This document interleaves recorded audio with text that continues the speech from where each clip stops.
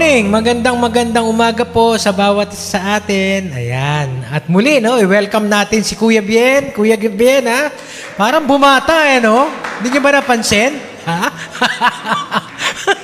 Fresh na fresh, sabi nga ni Dana kanina, no? Ha? Hindi po, talaga Kuya Bien, mukha kayong bumata talaga. Oo, walang halong biro yun. Mukhang maaliwalas, pumuti, no? Gumwapo.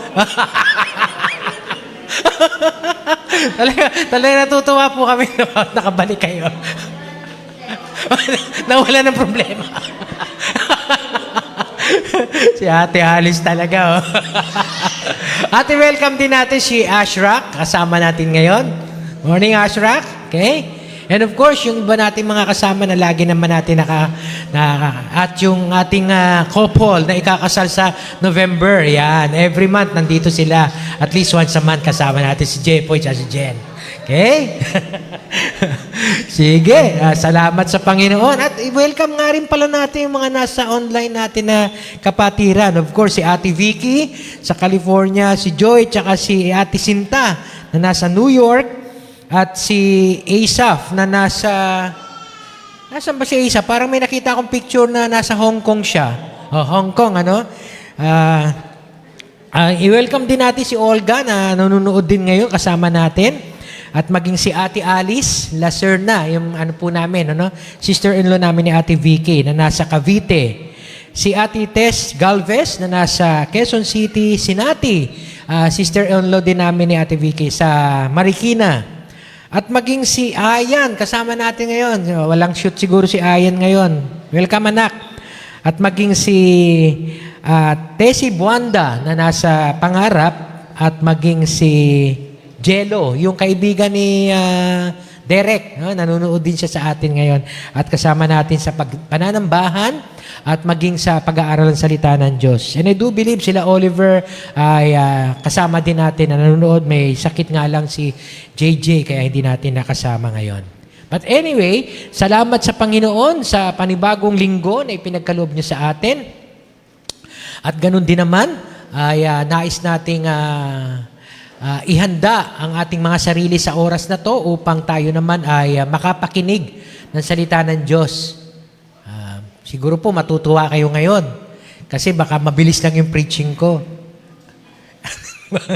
Kasi kailangan umalis po ako agad dahil mamayang 2:00 invited ako sa isang church anniversary sa Caloocan pa, bagong baryo, kaya malayo-layo pa yung biyahe ko. Kaya mag-aalat akong 2 oras sa biyahe. Okay? So, mapapaikli ang ating preaching. Hallelujah! Dati inaabot tayo 1 oras. Ngayon siguro mga 59 minutes na lang. Okay? So, itutuloy po natin ang pag-aaral ng salita ng Diyos sa Matthew 21, verse 23 to 27. Parang sabi ng iba, oo nga, mukhang nagmamadali si pastor. Hindi mahaba intro. So tayo po'y mag-aaral dito sa mga talatang ito na nasundan po natin ng mga nakaraan, ano? Okay? Kaya ngayon, tayo po'y lahat ay tumayo, bagamat ito ay hindi pareho nung nasa John, pero ito po yung chronological event na nangyari base dun sa ating pag-aaral. Okay? Matthew 21, verse 23 to 27. Okay. And Jesus entered the temple courts, and while he was teaching, the chief priests and the elders of the people came to him. By what authority are you doing these things? They asked. And who gave you this authority? And Jesus replied, I will also ask you one question.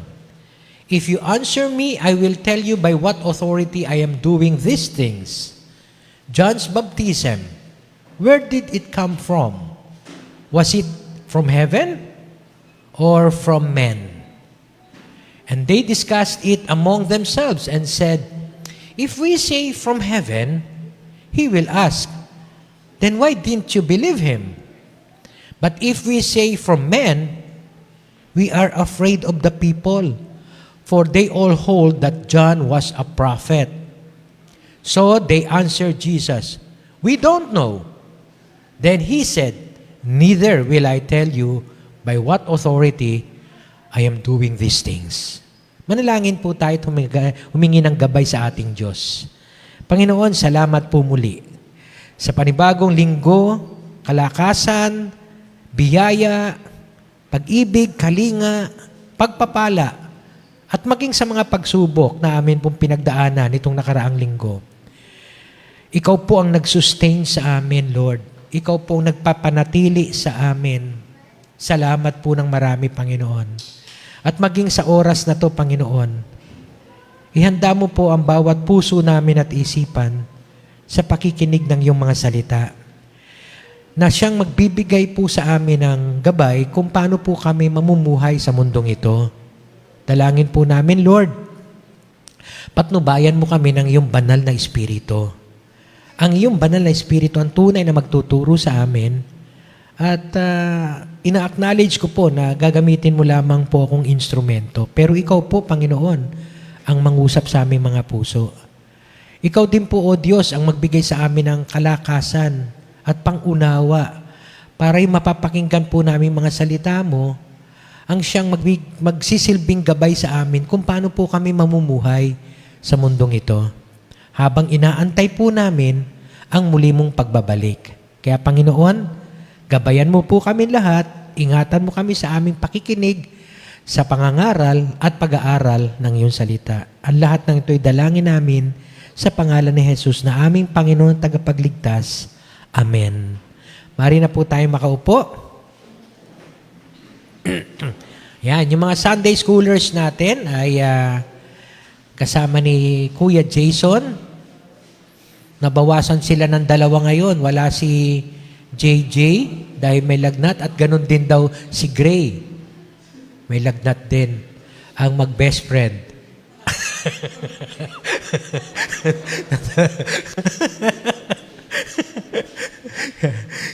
Okay. So, okay, no?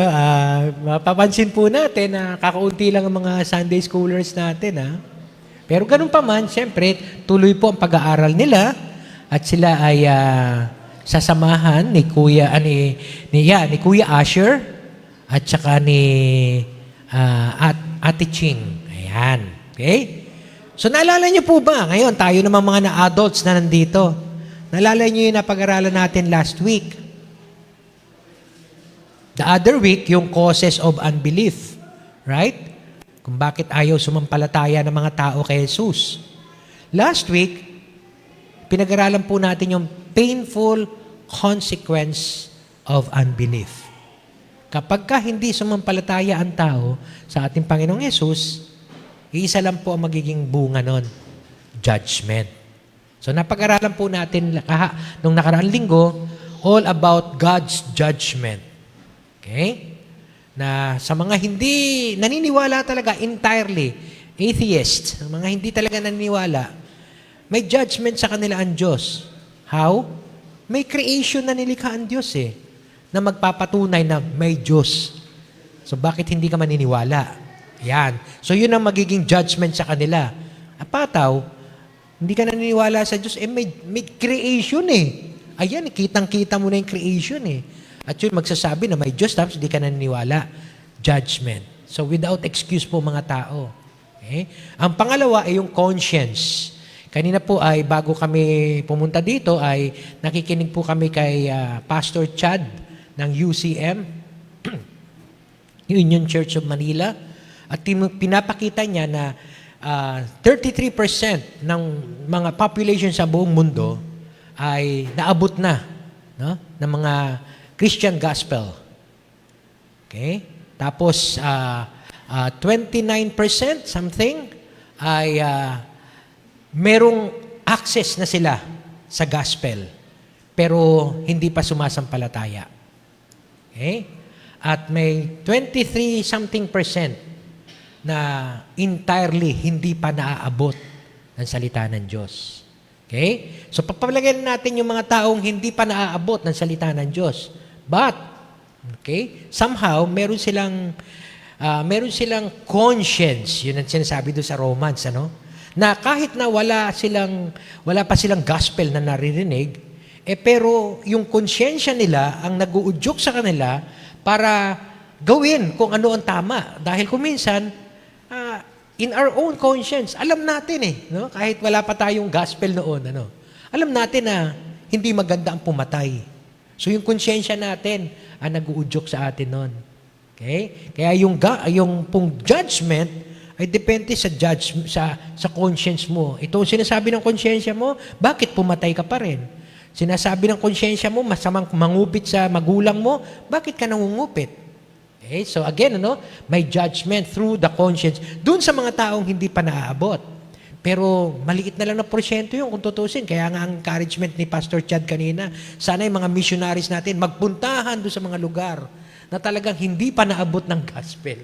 Kasi kung minsan, abot na ng gospel, pupuntahan pa doon pa rin magmi-mission. Parang overloaded na dito sa mga naaabot ng gospel. Bakit hindi puntahan yung mga lugar na hindi pa talaga entirely naabot ng mga gospels? Yun ang encouragement ni Pastor Chad doon sa preaching niya kanina. Okay?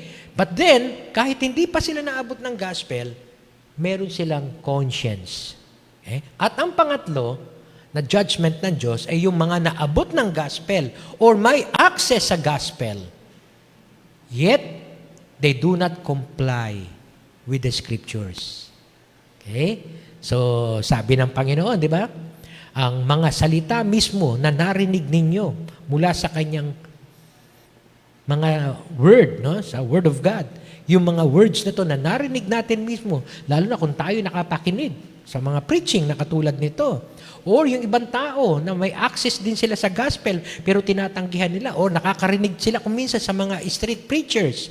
Yet, kapag hindi nila pinakinggan at hindi sila nag-comply, the very words that they heard and their response to the Word of God will be the one who will judge them. Okay? So, wala pong excuse ang mga tao. Lahat ay binibigyan ng Lord ng pagkakataon para makarinig. And I do believe kahit yung maliit na porsyento na lang na hindi pa nakakapakinig ay makakaabot din sa kanila ang gospel because I do believe doon sa sinasabi ni Jesus sa Matthew 24, and the gospel of the kingdom of God shall be preached throughout the whole world as a testimony to all nations, and the end shall come. Okay? Kaya nga po lahat, hindi po magkakaroon ng excuse na hindi nila narinig ang salita ng Diyos. It's up to our response. Okay? At ang solution na pag-aralan natin last time is faith in our Lord Jesus Christ and following His words. Lalo na sa ating mga nakapakinig. At sa mga hindi naman, ay manampalataya ka dahil pagdating ng araw, walang sisihan. Narinig mo ang salita ng Diyos, pero hindi ka pa rin sumampalataya, hindi mo binigay ang buhay mo sa Panginoon, well, judgment will come. Okay? Wala na tayong doon. Ang sisihin natin mga sarili natin pagka hindi tayo nag-comply doon sa scriptures, pag hindi tayo naglagay ng pananampalataya, pinasok lang natin dito, nilabas natin, judgment will really come. Okay? Parang ang hirap pag-usapan kasi pag judgment no? At yun ang sinasabi ng mga tao ngayon sa mga Christian faith. Okay? Puro kayo judgment. Ba't hindi nyo i-share yung love? Pinakita na ng Diyos ang love niya. Okay? He sent His only begotten Son, that whosoever believes in Him, ayun yung love no? Shall not perish, but shall have eternal life. So yun na doon ang love. Alam natin. Pero, anong ginawa natin ngayon? Doon sa pag-ibig ng Diyos na binigay sa atin. Did we respond to that love? Okay? So doon na ngayon papasok yung judgment. Okay, sa napag-aralan natin last time, that Jesus came, sa una sa lahat, to save us, but in His second coming, He will come as King and Judge. Doon na tayo magkakasubukan kung ano mangyayari. Okay? Kaya ako po, hindi po ako mamimilit Kung ayaw mo sumampalataya sa Panginoon, so be it. Ikaw naman ang mananagot. Every one of us is accountable to what we believe. Every one of us. Okay? So, wala pong sisihan yan pagdating ng araw. Okay? So, ngayon, bumalik si Jesus at pumasok ulit sa temple courts at nagsimula na naman siyang magturo. Yun po yung setting ng ating pag-uusapan ngayon. Matthew 21, verse 23, after saying that to the people of God, to Israel, Jesus entered the temple once again, and while He was teaching, habang siya'y nagtuturo, okay, the chief priests and the elders of the people came to Him. Okay? So nagtuturo ang Panginoong Hesus sa temple courts. Pag sinabi pong temple courts, meron pong mga Gentiles doon na pwedeng gumala. Okay? Kasi yung temple po ay nahahati sa tatlong bahagi. Temple courts na open para sa lahat, pati mga Gentiles. Okay? At yun yung mga nagtitinda sila ng mga, alam nyo na, yung napakinggan natin dati. No? Tapos yung inner court, holy place, at yung most holy place, o holy of holies. Na ang makakapasok lang doon ay yung mga saserdote, mga chief priests, okay? O yung high priest during that time. Okay? So ngayon, si Jesus nandito lang siya sa temple courts at nagtuturo siya. Eto na ngayon, dumating yung mga chief priests and elders of the people. Okay? Usually, itong mga chief priests na to, mga high officials ito sa temple. At sila ay inappoint ng Roman authorities. So meron silang authority para magturo doon at dahil sila ay appointed ng Roman authorities. At yung mga yon ay members sila ng tinatawag na Sanhedrin. Yung Sanhedrin, parang yun yung ruling council sa Jerusalem. So kung tutusin, hindi lang sila mga spiritual leaders, kundi meron din silang role pagdating sa justice system. Okay? Sanhedrin, ruling council ng Jerusalem yon. So the elders, okay, kasama yung elders, mga non-priest ito, pero nire-represent nila, even in the Old Testament, pag sinabing elders, nire-represent nila ang bawat family sa Israel. Okay? So titipunin sila at sila ang nagre-represent ng Sanhedrin at ang turing sa kanila ng mga tao, high-ranking officials sa Israel. So ngayon, habang nagtuturo si Jesus, dumating itong mga taong ito at naging tanong sa kay Jesus, by what authority are you doing these things? Nilapitan nila si Jesus, tinatanong nila, anong authority mo at ginagawa mo mga bagay na to? Who gave you this authority? Okay? So siguro yung authority na tinutukoy nila ay una yung pagtuturo, katulad na nung nakita natin dyan sa verse 23, or perhaps yung experience nila nung unang dumating si Jesus na pinagtutumba niya. Di ba? Yung mga mesa dahil nagbebentahan sila. No? You are making the house my Father's house, a house of prayer, into a house of robbers, den of robbers. No? Kaya, anong authority mo? Kasama siguro yung sa tinuro nila, tinuturing nila kung bakit nila natanong itong, by what authority are you doing these things? As far as we are concerned, parang sinasabi nila, we are authorized. And who gave you this authority? Kasi authorized kami ng Roman authorities, okay? At saka at the same time, represented namin ang bawat family, okay, ng Israel. So yung 12 tribes of Israel. So meron kaming authority. Ikaw, anong authority mo para gawin ang mga bagay na to? So ano po ba yung authority pag tinanong tayo? Okay. Power, yeah. It is the right and the power, of course, that goes with the right. Okay? To do something. Okay? So, may karapatan si Jesus na gawin ang isang bagay at meron siyang kapangyarihan na gawin yon. Kasi kung minsan meron tayong karapatan pero wala tayong kapangyarihan na gawin ang isang bagay. Right? Halimbawa, katulad ko po, mareklamo po ako kung minsan pagdating doon sa senior eh. Dahil kung minsan may mga establishments po na hindi sila nagbibigay ng tamang 20%. At ito, obserbahan nyo, yung 12% VAT nila, hindi 12% talaga. 10.7%. Consistent sila. Ilang yung nakainan ko na 10.7%. Kinukompute ko po kasi. Okay? So may karapatan ako magreklamo. Pero wala akong authority para baguhin yung kanilang computation. Right? Wala akong power. Ngayon, sabi ko nga sa kanila, alam nyo, kulang itong binibigay ninyo eh. Yung SM na lang ha. SM ha. Magbabawas sila ng VAT sa supermarket. less 12% VAT. Tapos ito total. Tapos yung senior citizen mo, 5% lang naman pag groceries. Tapos add 5% VAT. Inad ulit yung VAT na percent. Inad ulit. Kaya, ha? Napansin niyo ba yon? Sa mga SM ninyo, pansinin niyo. Okay? Binawas yung 12% VAT, tapos inad ulit yung 12% VAT. Pero hindi na siya 12% din. Pero hindi nagkakalayo. Parang wala kang VAT exempt doon sa binili mo. Anyway, okay, sabi ko nga makakilala lang ako ng isang taga-TTI. Yun ang magiging right ko para magtanong at sila ang may power. Yun. Authorized sila na manita sa sa mga establishments na to. Nalala niyo sa Starbucks, di ba? Okay? Yung mga seniors doon, pagka bumili ka, minsan ka lang pwedeng bumili. Pagka umupo ka na at meron kang naisipang bilhin ulit, hindi ka na pwedeng bumili. Hindi ka na bibigyan uli ng 20%. Okay? Merong isang senior na nagreklamo, nakarating sa Senado. Siguro may kilala no? Nagkaroon ng hearing. Yun. Yung Starbucks ngayon, pinatawag. Pinatawag. At nagkaroon sila ng 1 day. Ilang percent yun? 40% sa seniors. 40% discount sa seniors for 1 day. Umaga pa lang, nandun na kami ni Portia.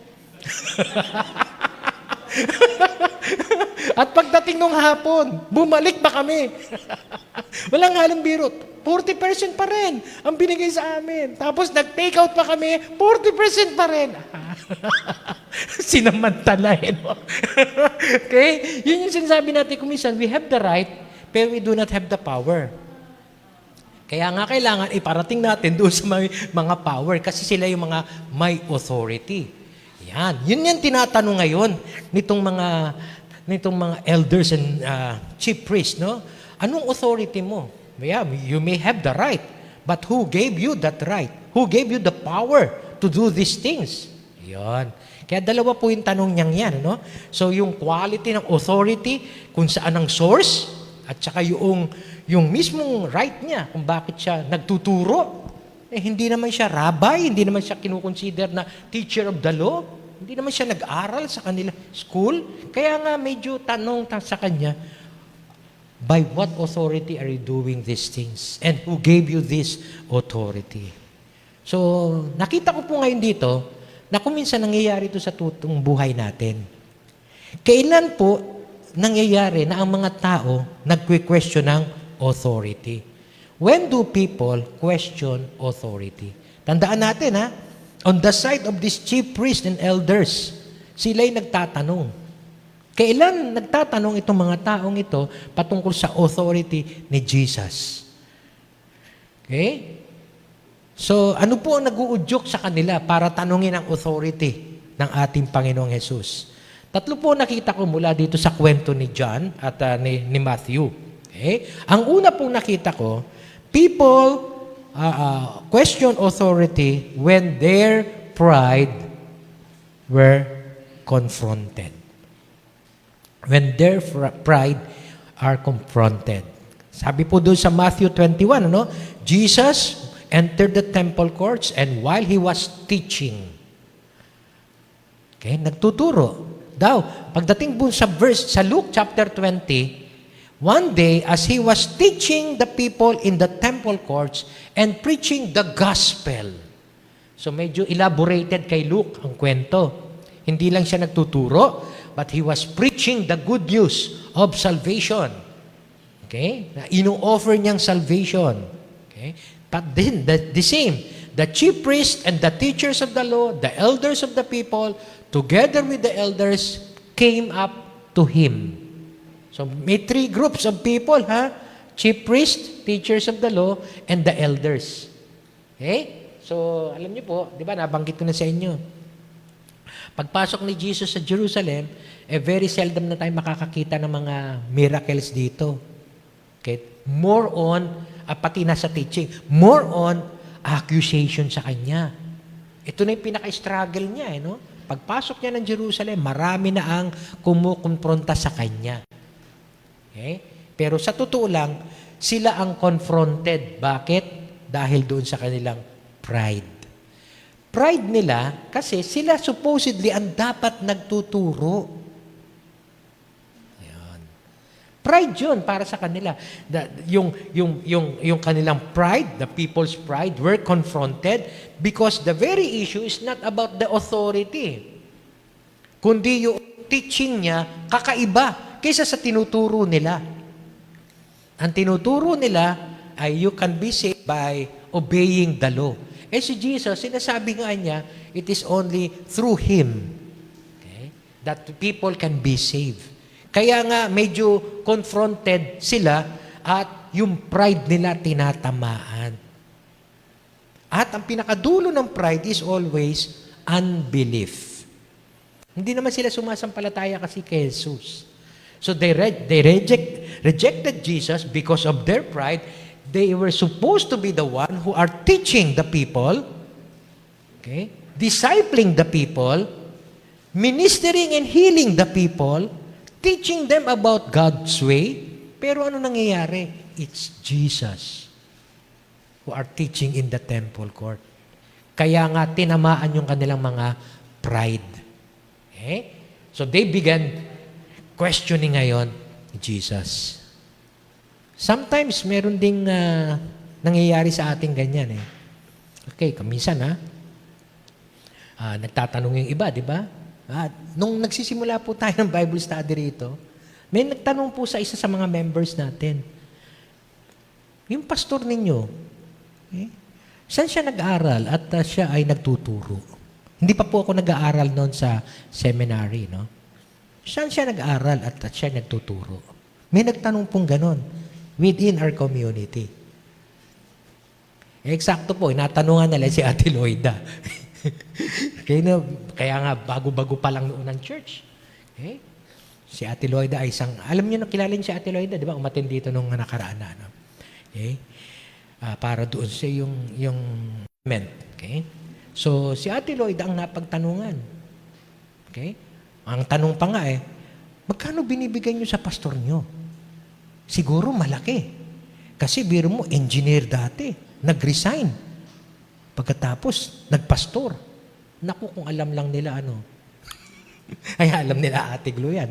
Kung magkano tinatanggap ko nung nagsimula ako sa pagtuturo dito na nag-resign ako nun sa...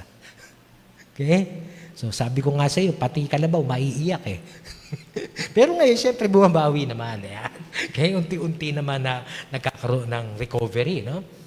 Pero noong araw, kaya yung mga tanong na ganun, yung sabi ngayon kay Ate Loida na, magkano binibigay niyo sa pastor niyo? Siguro malaki kasi dating engineer, nag-resign, tapos nagpastor. Sabi po ni Ate Loida, ang alam po namin, napakaliit lang ng binibigay namin. Pero ang isa ko pong alam, siya pa nga po nagbibigay ng malaki sa church. Sabi ko, mabutin lang, Ate Loida, nandiyan ka. Pero hindi totoo, no? Bakit kailangan patulan yung mga ganun tanong? Siguro, may, yun. Bakit ganun? Pastor? Nagpastor? Tinatamaan Bakit siya nagtuturo? Sa totoo lang, yung pong nagtanong na yun, nagtuturo po kasi yun sa isang church. Christian church, Christian church.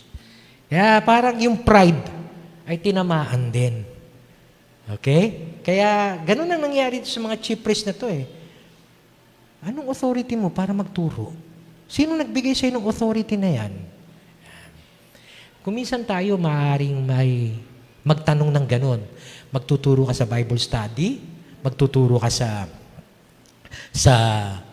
opisina nyo o sa eskwelahan mo, baka may magtanong sa'yo. Anong authority mo? Bakit ka nagtuturo ng ganyan? Ano isasagot natin? Basic din ang isasagot natin. Siyempre, base doon sa Word of God. Ang commission sa atin ng Diyos is, go and make disciples of all nations. Baptizing them in the name of the Father, and the Son, and the Holy Spirit, teaching them to obey all that I have commanded you.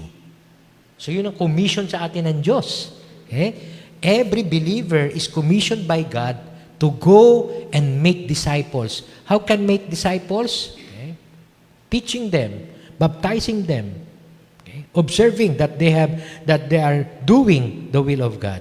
Okay? So yun po ang authority, yung iniwan sa atin ng Panginoon. Sometimes, pwedeng may ma-question sa atin tungkol dito. Okay? At hopefully, hindi pride yung nag-uudyok sa mga taong yon para magtanong sa atin, kundi more on an inquiry. Okay? Or more of an inquiry. Kasi gusto nila na makarinig ng salita ng Diyos. Pero ito po nangyayari. People, okay, are confronted, okay, because of their pride. Si Jesus, siya ang nagtuturo, siya ang nag-preach. Yun dapat ang role nila. Kaya, tinatanong nila si Jesus. Or sometimes, kahit sa loob na lang ng church, tuturuan natin. Okay? Yung mas matanda sa atin, sasabihin pa sa atin, sino ka para turuan mo ako? Ayan. Mga kabataan tayo kasi dito, di ba?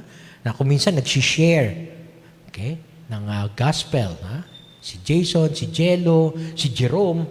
Baka meron tayo nakaupo na mas matanda, sasabihin, sino to para turuan ako? Mas matanda pa ako dito. Mas marami pa akong experience. Or kung minsan, ang dating, sino ka para turuan mo ako? Ako pastor dito, tuturuan mo ako? Nako, yun Yun yung mga sinasabi natin yung pride na confront. Kaya kung minsan, we question other people. Hopefully, hindi ganito ang attitude natin. Baka kasi magkaroon tayo ng tinatawag na Pharisaical attitude. Okay? Parang attitude nitong mga chief priests, teachers of the law, and elders of the people. So that's one thing why when people question authority, when their pride are confronted.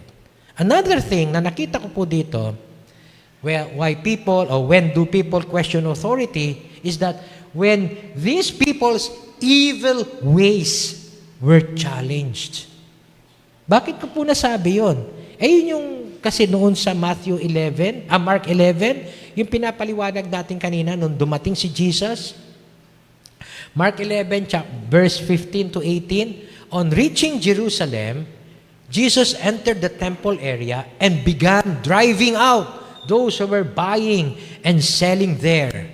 Kaya isa to na nakita ng mga chief priests, Okay? He overturned the tables of money changers, benches of those selling doves, and would not allow anyone to carry merchandise through the temple courts.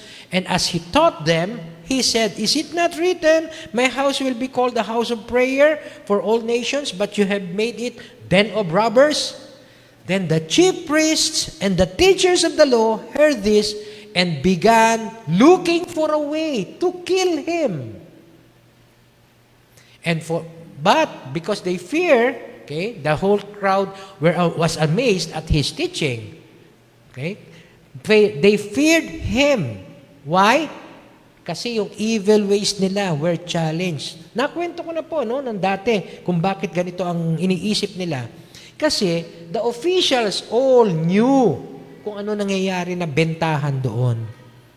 So imbis na tanggapin ng mga tao yung alay ng mga visitors, sasabihin nila, hindi,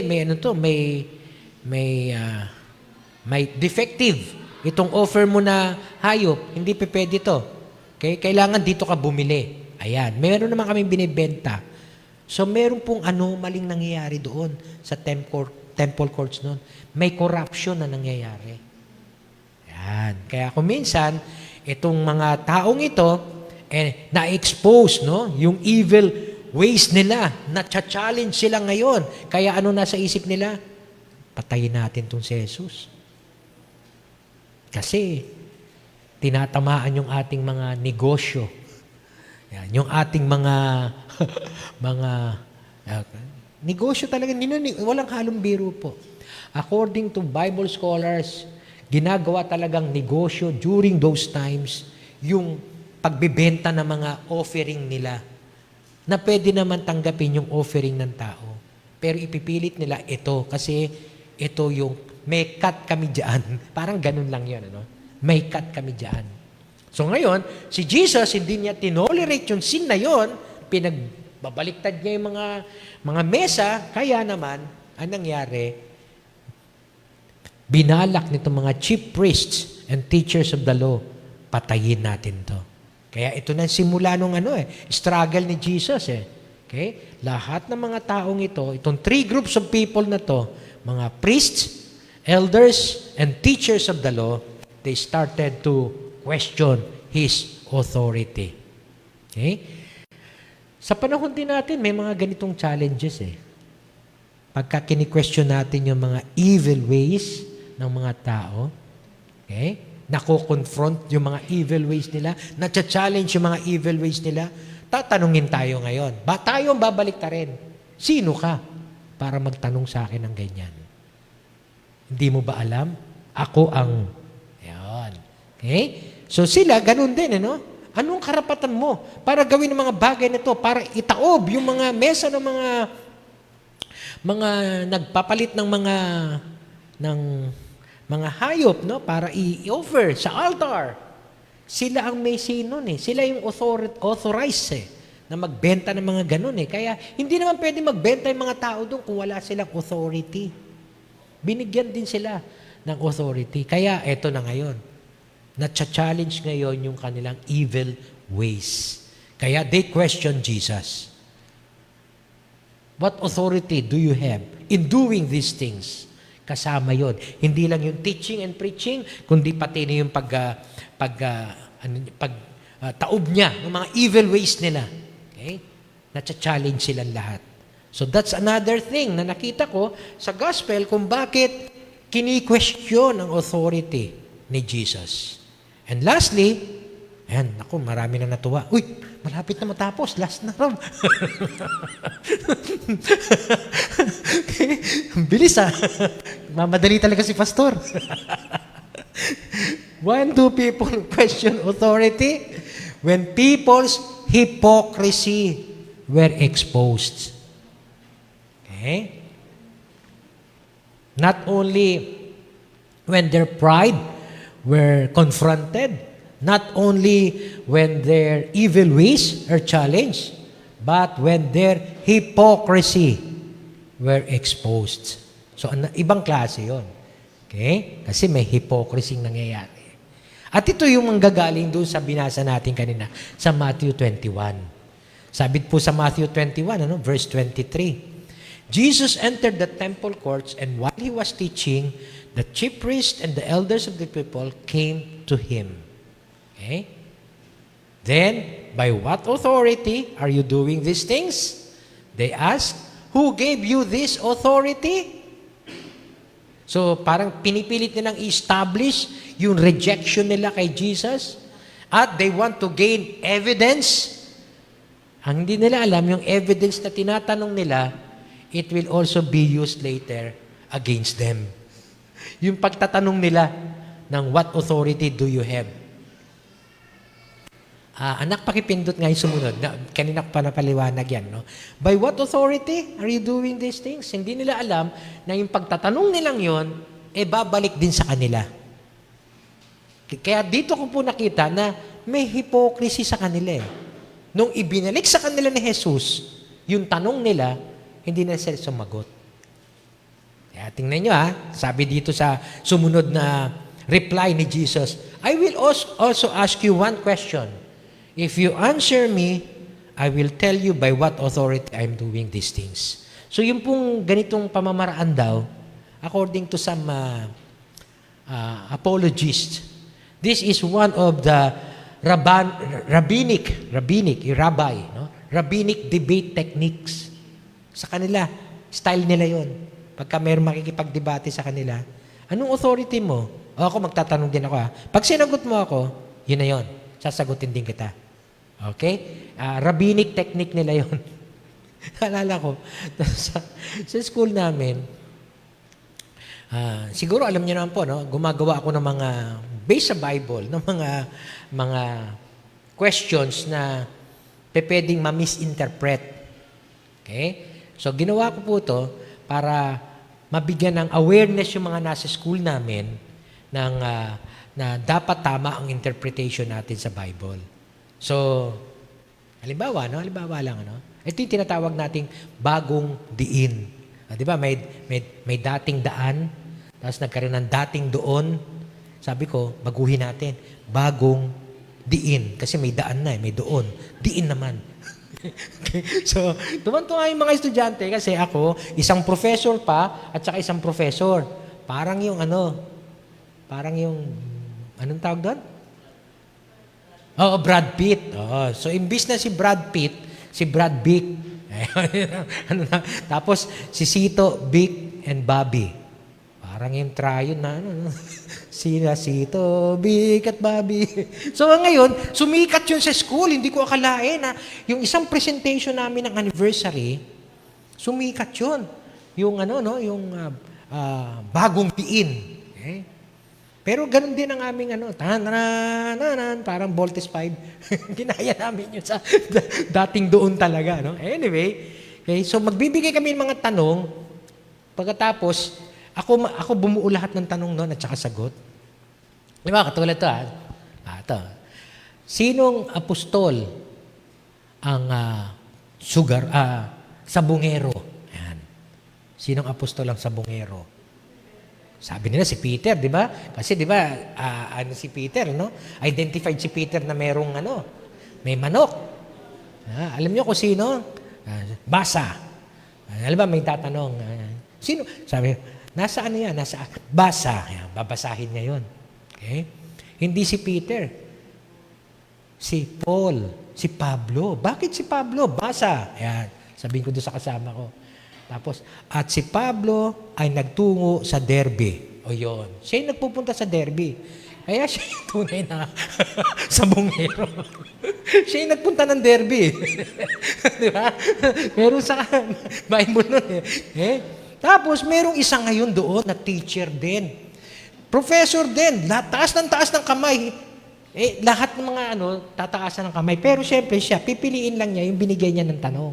Pero kahit siya, hindi alam yung sagot. Ako lang nakakalam ng sagot. I-share ko sa lahat. Okay?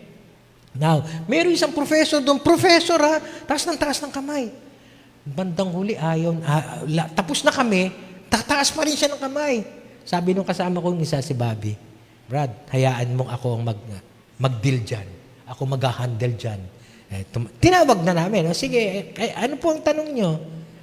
Ang tanong ko lang po, mga sir, sabi niyang ganon, scripted po ba yung ginagawa niyong ito? Isang professor din, scripted daw ba?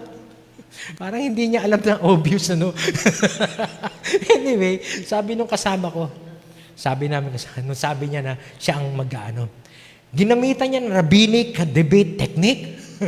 Sasagutin ko yung tanong mo kung sasagutin mo isa kong tanong. Ano yun? Pumayag naman siya. Ano yun? Pagka nalaman mo yung sagot, sasapi ka na ba sa amin? Sa grupo namin. Sabi ng professor, hindi hindi ko rin sasagutin tanong mo. Yun ang mga yun, professor ng theology. Ako yung professor ng counseling, ito yung professor ng hermeneutics. Okay? Professor kaya alam niya yung mga ganitong technique. Technique ito no? Isang rabbinic debate technique na, okay, sige, sasagutin ko tanong mo, pero sagutin mo muna yung una kong tanong, yung tanong ko. Tayo ngayon, sabi, hindi, ako unang nagtanong sa'yo, sagutin mo muna yung tanong ko, saka ko sasagutin yung tanong mo. Okay? Sa kanila, hindi. Talagang condition yon. Okay, sige, sasagutin ko tanong mo, kung sasagutin mo tanong ko. So, to meet the desire, no? Nung tinatanong mo, sagutin mo muna. So, sa atin, hindi, di ba? Hindi, unahin mong sagutin yung tanong ko kasi ako unang nagtanong. Ganyan tayo, di ba? Pero hindi sa mga Hudyo. Isang technique yun. At kasama yun na ginagalang nila. Talagang sinusunod nila yung technique na yun. Na pagka sinagot natin, okay, makukomply natin, sasagutin din niya yung tanong natin. Ngayon, ang tanong ni Jesus, kaya alam nila yon, obvious yun. Okay? Practice nila yon. Okay? Kaya ngayon, ang tanong ni Jesus sa kanila, na pag sinagot nila, sasagutin din sila ni Jesus. Tinanong sila ni Jesus. John's baptism, saan galing yon? Galing ba sa heaven? O galing ba sa tao? Yung authority. O, yun yung tinatanong niya, no? Yung pagbabautismo ni John, saan galing yun? Saan galing yung authority ni John na magbautismo? Bakit? Sila lang din ang may karapatan na magbautismo. Yung mga chief priests, yung elders of the people, okay? Teachers, sila yung may karapatan lang din na magbautismo. Si John, bakit biglang nagbabautismo si John? Saan galing yung authority niyang yun?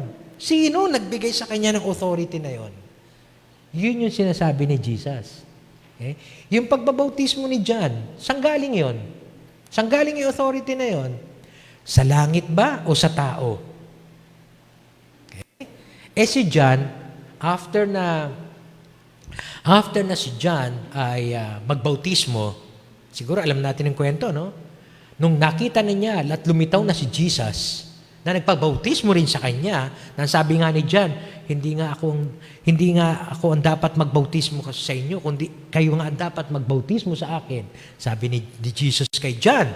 Pero sabi ni Jesus, fulfill to allow the righteousness of God. Hayaan mo para makita ng mga tao na ito ang matuwid na kailangan gawin. Pagbabautismo.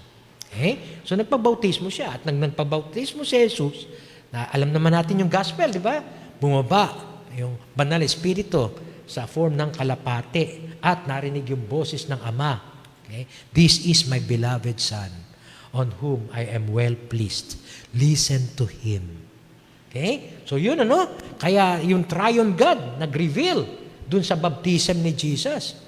Yung baptism na ginawa ni John, saan galing yun? Yun ang tanong ni Jesus sa kanila. Sa langit ba galing yun? O sa tao, yung authority niya? Okay? Kaya nga medyo challenge sa kanila yun. Kasi after na bautismohan ni John, si Jesus, every time na nakikita na ni John the Baptist, si Jesus, tinuturo na niya si Jesus. Mababasa natin yun sa Gospels. Look, the Lamb of God who takes away the sins of the world. Okay? So, pinapakilala niya si Jesus, ang kordero ng Diyos na siyang magtatanggal ng mga kasalanan sa mundong ito. Okay? So si John, tinuturo ang mga tao kay Jesus. Bagamat siyang nagbabautismo, makikita natin, hindi niya kini-question ang authority ni Jesus, siya pa nga nagtuturo sa mga tao para sundin si Jesus. Kabaligtaran itong mga chief priests and teachers of the law. Siya pa ang nagtuturo patungo kay Jesus. Okay? So ngayon, tinanong niya ngayon ng mga taong ito, saan galing yung authority na yon? Ano masasabi niyo? So ngayon, they discussed it among themselves. Pag sinabi natin na galing sa langit, tatanungin niya tayo, ba't hindi niyo siya pinaniwalaan? Anong paniniwalaan kay John? Yung sinasabi ni John, look, the Lamb of God who takes away the sins of... Alam ng mga Hudyo yun, lalo ng mga chief priest, na pag sinabing Lamb of God, metaphor yun, na siya ang tinuring ng Diyos na magliligtas sa tao. Siya yung Messiah. Kaya ang tanong ni Jesus sa kanila, bakit hindi niyo siya pinaniwalaan? Implied na ako ang Messiah. At ngayon, tinatanong niyo yung authority ko. Yun ang implication nun sa mga statement na to ni Jesus. Bakit di siya pinaniwalaan? Kaya ang sabi nila, pag sinabi natin galing sa langit, tatanungin niya tayo, ba't hindi niyo siya pinaniwalaan? Okay? Pero, pag sinabi naman natin, but if we say from men, takot tayo sa mga tao Kasi itong mga taong ito naniniwala na sila na si John ay isang propeta pagka sinabi natin na galing sa tao, pag sinabing galing sa tao, hindi totoong propeta. Si John. Hindi. Kasi yung mga tao, naniniwala sila lahat na si John ay isang propeta. Okay? Kaya, sigurado magagalit sa atin mga taong ito. Iyon ang kanilang iniisip. May fear of men sila, and at the same time, lumilitaw ngayon yung kanilang hypocrisy. Hindi sila sincere sa pagtatanong. Hindi sila talaga nagtatanong. Sila ay tumatanong. Alam niyo yung difference na, di ba? Pag ikaw ay nagtatanong, gusto mo malaman kung ano ang sagot. Sincere ka na malaman kung ano ang sagot. Pag ikaw'y tumatanong, Parang hinuhusgahan mo lang yung tao kung ano ang gusto mong sagot, dapat yun ang sagot niya. Okay? So, yun yung mga tumatanong sa nagtatanong. Difference. Kaya itong mga taong ito, tumatanong lang sila eh. Hindi sila sincere na nagtatanong kung anong authority. Pag sinabi ni Jesus na from heaven, hindi naman sila maniniwala pa rin eh. Okay? Hindi pa rin sila maniniwala. Okay? Pag sinabi ni Jesus na from men, definitely hindi sasabihin ni Jesus yan. Kasi ang authority niya hindi galing sa men, kundi galing sa heaven. Okay? Pag sinabi niya, my authority comes from above. My Father gave me such authority. Hindi sila maniniwala naman eh. At pag sinabi niyang from men, hindi naman gagawin ni Jesus yun kasi hindi from men ang authority galing sa Kanya. Talagang galing sa heaven. Kaya parang sinasabi niya na hindi naman kayo maniniwala talaga eh. Kaya itong mga taong ito, alam nila na sila ay naipit sa nag-uumpugang bato. Pag sinabi natin from heaven, bakit hindi natin pinaniwalaan si John? Pag sinabi natin from men, ay sigurado magagalit sa ating mga tao. Dahil tinuturing siyang isang propeta. So, they answered, we don't know. Di namin alam. So, simple-simple, di ba? Di namin alam. Alam niyo, kung minsan, naiisip ko, bakit kaya hindi na lang sinagot ni Jesus na from heaven ang aking authority? Bandang huli, napagtuntun ko na sigurado hindi naman kasi sila maniniwala pa rin. Kaya ginamitan na sila ni Jesus ng rabbinic questioning technique. Okay? So, ang sagot nila, we do not know. Ayun na. Lumabas na ngayon yung kanilang hypocrisy. Totoo bang kayo nagtatanong kung saan galing ang authority ko? Talaga ba? Yun lang authority ni John eh. Hindi nyo alam kung saan galing. Hindi nyo alam kung sa heaven. Kasi sigurado sasabihin sa inyo ni Jesus, ba't hindi nyo pinaniwalaan? Si John. Okay? Kaya nga, nakikita ngayon yung hypocrisy ng mga taong ito. Na-expose ang hypocrisy ng mga taong ito. Truly, hindi naman talaga sila naniniwala kay Jesus. Kaya sagot ni Jesus sa kanila, neither will I tell you by what authority I am doing these things. Kaya, hindi sila masasagot din. Talagang, kung hindi nyo kayang sagutin yan, hindi ko rin sasabihin sa inyo. Bakit? Sabihin ko man din sa inyo ang totoo, hindi rin naman kayo maniniwala eh. Ayun. Okay? Si Jesus, alam niya kung ano nasa puso ng mga tao. Tayo, hindi naman natin alam kung ano nasa puso ng mga tao eh. Right? Kaya magdidepend tayo kung ano talagang sasabihin lang sa atin ng mga tao. Okay? Pero in the first place, talagang ang mga taong ito, they reject Jesus. At sa mga susunod pang mga linggo, marami pa tayong mga makikitang confrontation ni Jesus with these three types of people, or three groups of people. The chief priests, the elders of the people, and the teachers of the law. Okay? Kaya nga makikita natin na yung kanilang pagtatanong ng authority ay hindi sincere. It's born out of hypocrisy. Okay? So as a challenge to every one of us, yes, people tend to question the authority of godly man. Okay? Hindi ko lang alam pero sa akin noon, sa opisina, naka-experience ako ng mga ganyan. Questioning the authority. Kung ba't ako nagba-Bible study doon sa opisina namin. Okay? Mabuti na lang hindi ako sumasagot. Yung mga members mismo ang sumasagot na pakinggan natin kasi maganda naman ang sinasabi niya. Bible-based naman. Halika, sumama ka na lang. Imbis na questionin mo. Ayun. Okay? Yun ang mga sagot nila eh. Pakinggan mo muna. Dahil Bible din naman ang sinishare niya. So people tend to question the authority of godly men. Especially in our story, it's Jesus. However, they just question the authority because their pride were confronted. Their evil ways are challenged. and when their hypocrisy are exposed. Now, on our part, let us remain to be committed to the calling that we receive from God. We are called by God to make disciples of all nations. Let's continue to teach them.